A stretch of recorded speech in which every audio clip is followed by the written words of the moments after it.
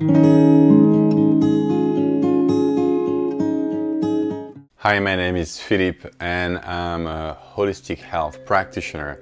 I help people who have chronic pain to go from pain to movement. So here today I want to talk about, I'm checking my list, yes, pain is weird and complicated and stuff.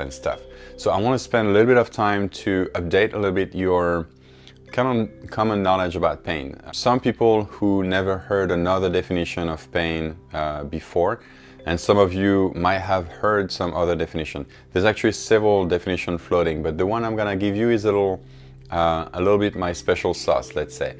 I want you to think about it like that. Pain is a little bit like hunger. So when you're hungry, when you want to eat, you're gonna have a gargle sensation, but it will not tell you what kind of carb, protein, fat, nutrient, mineral you need to get, right? Or water. It will just say, "Grrr." So that sound is very simple, and you know the cue. It means do something and get something inside. I think pain to some extent is pretty close.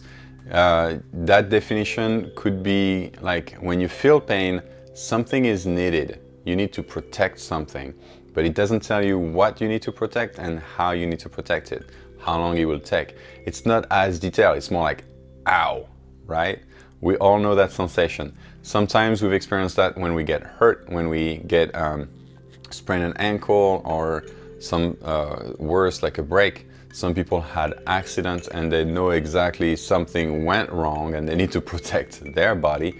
But sometimes it's a bit more confusing because you had pain on and off for years and a month and you don't even know what is going on. So you think about the last time you had something wrong happen to your body and you think, well, it's because of that, like 6 years ago. And it's possible that you had an event that created a vulnerability, like if you had a dislocation, it might create the joint vulnerability, but it might be something more complex.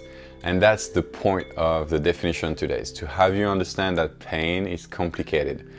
It's not just a straight sprained ankle pain. So then why do you have that chronic pain in your lower back for 10 years?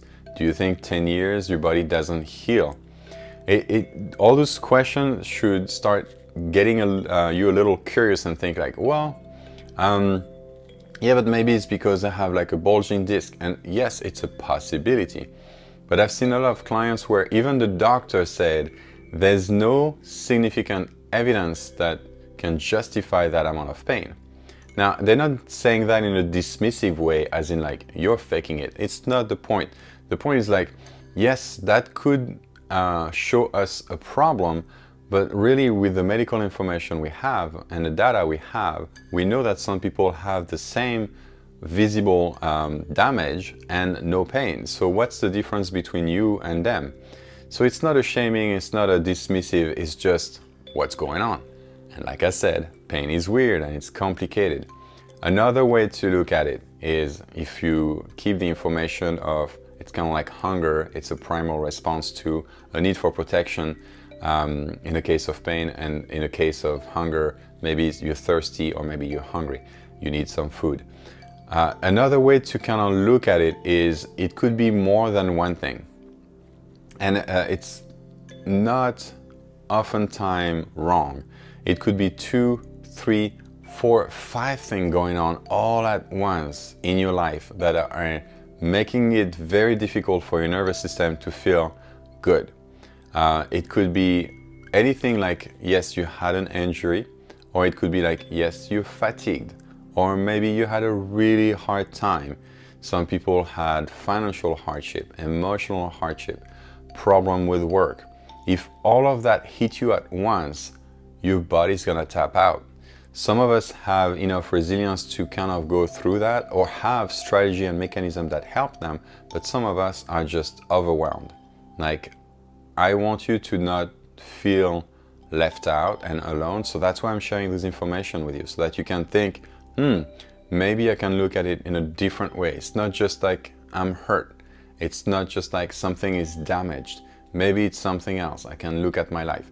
One of the most interesting information I have from a person I really like, his name is Paul Ingram. He has a website That's kind of like the Wikipedia of pain. It's called painscience.com. He mentioned like the biggest thing someone can do when they have pain is to do a lifestyle change.